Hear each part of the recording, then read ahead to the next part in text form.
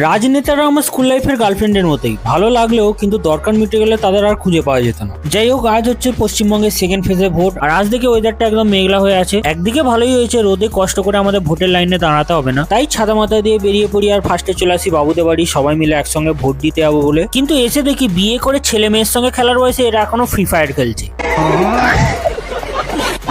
যাই হোক, এরপর আমরা সবাই মিলে বেরিয়ে পড়ি আর আমাদের বাবু কিছু বক্তব্য রাখছিল ভোট নিয়ে। বক্তব্য, আমরা এখন উন্নয়নের দিকে পা বাড়াচ্ছি।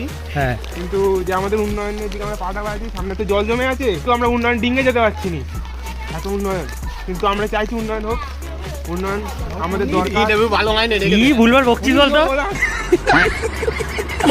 এইসব শুনতে শুনতে আমরা চলে আসি আমাদের বুথে, কিন্তু ফার্স্ট এসেই আমার যেটা চোখে পড়ে, तुमसे मिलके दिल का है जो हाल क्या कहे। देखो देखो दरिंदगी चेहरे से करो नंबर 1 का कबीला। আর এসব জিনিস একা দেখা একদমই উচিত নয়, তাই ভাবলাম যে বাবুকেও ডেকে নি। ওকে বল বুলেট আমার বুকে চালাতে। যাই হোক, এরপর আমরা ভোট দিয়ে বাড়ি চলে আসি। আর তোমরা ভিডিওটা ভালো লাগলে একটা লাইক করে দিও। চলো টাটা।